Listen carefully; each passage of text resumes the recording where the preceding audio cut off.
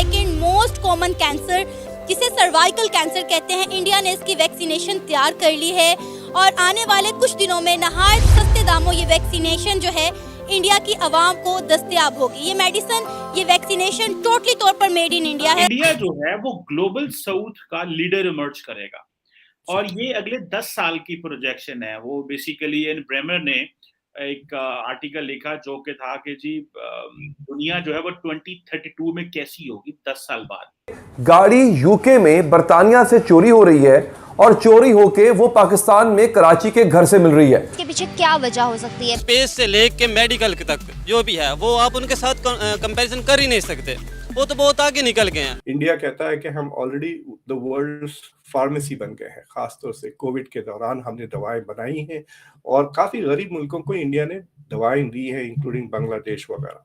So India is saying कि we are producing knowledge और हम सबको मैनेजमेंट, दुनिया में आप कहीं भी चले जाएं you will find Indians helping them run. तो कैंसर एक major cause of the death है। पोलियो एक बार फिर हमलावर है।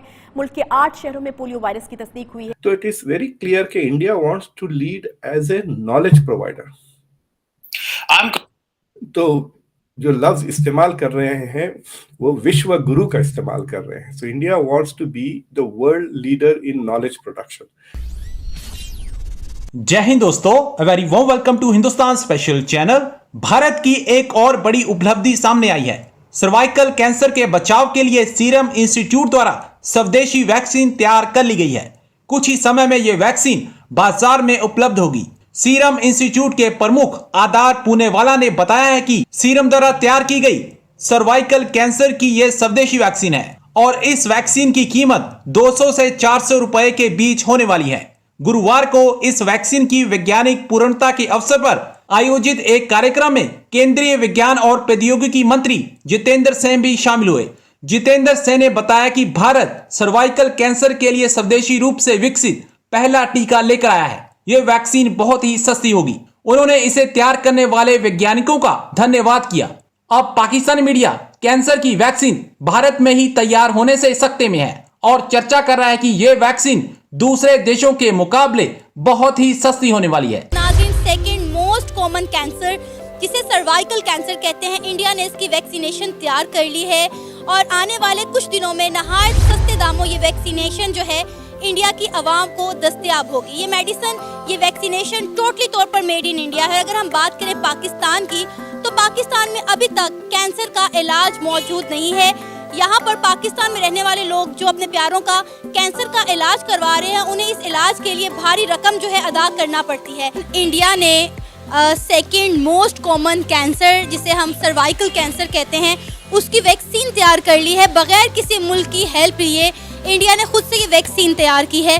क्या कहेंगे, कितनी बड़ी अचीवमेंट है ये इंडिया की? दुनिया के किसी कोने में भी जब मेडिकल फील्ड के बेटरमेंट के लिए काम हो रहा है, चाहे वो पाकिस्तान हो या इंडिया हो, कहीं भी हो, हम उसको रियली अप्रिशिएट करनी चाहिए। देखें, उन्होंने ये जो काम किया है बहुत अच्छा किया है, क्योंकि जदीद दौर में अगर हम गौर से देखें और दौर के मुश्किलात को देखें तो कैंसर एक major cause of the death है। So I think it's really good achievement for the Indian doctors. और ये जो सब कॉन्टिनेंट के जो डॉक्टर्स हैं वो पूरे वर्ल्ड में मशहूर हैं और ये इंशाल्लाह इन फ्यूचर में मेडिकल फील्ड के बेटरमेंट और इम्प्रूवमेंट के लिए काम करेंगे। इंडिया ने देखे, जाहिर बात है, बहुत ही अच्छा काम किया है। इससे अच्छा और काम क्या हो सकता है, क्योंकि पाकिस्तान में अभी तक इसकी कोई वैक्सीन तैयार नहीं हुई है। मैं एक आर्टिकल पढ़ रहा था इकोनॉमिस्ट में, जिसमें वैसे तो ये डिबेट और जगह पे भी चली, लेकिन मैं जहाँ पढ़ रहा था फिर मेरे ज़हन में वो आइडिया क्लिक किया कि इंडिया जो है वो ग्लोबल साउथ का लीडर इमर्ज करेगा और ये अगले 10 साल की प्रोजेक्शन है। वो बेसिकली एन ब्रेमर ने एक आर्टिकल लिखा जो कि था कि जी दुनिया जो है वो 2032 में कैसी होगी 10 साल बाद। आप इस क्वेश्चन को या इस अजम्पशन को कैसे देखते हैं कि इंडिया क्या ग्लोबल साउथ का लीडर इमर्ज करेगा और किन बेसिस के ऊपर करेगा? तो अब इसमें इंडिया का क्या रोल हो सकता है? India, how can India lead? तो अगर आप दिल्ली से जो आवाजें आ रही हैं उन पे गौर करें तो इट इज वेरी क्लियर कि India wants to lead as a knowledge provider. तो जो लफ्ज इस्तेमाल कर रहे हैं वो विश्व गुरु का इस्तेमाल कर रहे हैं। So India wants to be the world leader in knowledge production.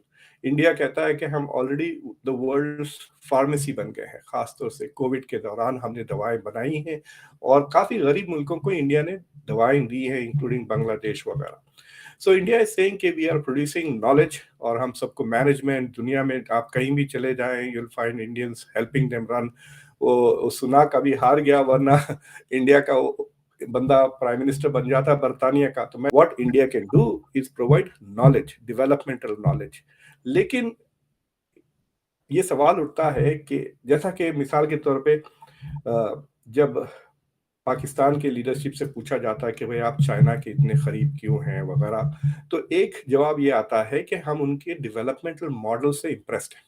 India और चाइना मतलब दे आर पावरफुल प्लेयर्स, तो इनकी जो एक्सपेक्टेशंस रहेंगी कि ये बड़े होकर OECD जैसे इंस्टीट्यूशंस में ज्वाइन कर लें। अगर आप G8 या G7 को लें तो चाइना और इंडिया आ जाते हैं उसमें ना। लेकिन डॉक्टर साहब ये बताइए कि जब इंडिया फॉर एग्जांपल सार्क को डिक्टेट करता है तो आप इसको, इस इंडिया के बिहेवियर को क्या समझते हैं? फॉर इंस्टेंस पाकिस्तान में एक सार्क की कॉन्फ्रेंस होनी थी तो उन्होंने प्रॉपर्ली ये मेक श्योर किया कि वो कॉन्फ्रेंस ना हो और फिर सार्क कंप्लीटली डिसफंक्शनल हो गई और कहा जाता है कि जी सार्क का डिसफंक्शनल होना बेसिकली पाकिस्तान और भारत के जो मामलात हैं उसमें।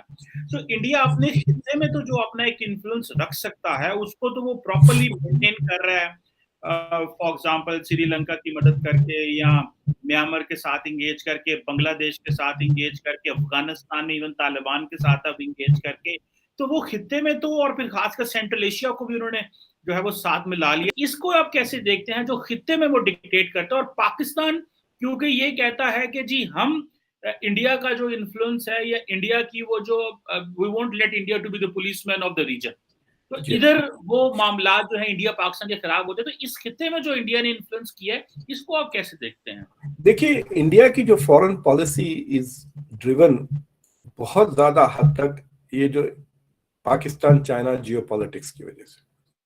अगर आप मिसाल ले लें, जो खित्ते में सबसे बड़ी अभी जो क्राइसिस है वो पाकिस्तान के फ्लड्स की है।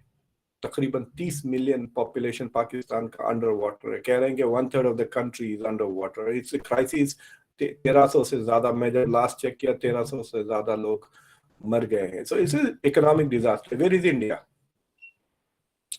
एक तो एक पड़ोसी के तहत, दूसरा if you want to be the leader of the region, आपको बहुत अच्छा मौका था कि आप लीडरशिप बताते।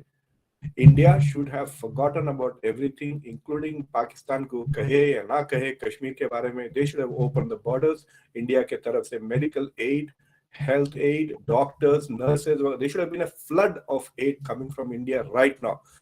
तो ऐसी सूरत में इंडिया की जो पाकिस्तान में इमेज है वो बदल जाता।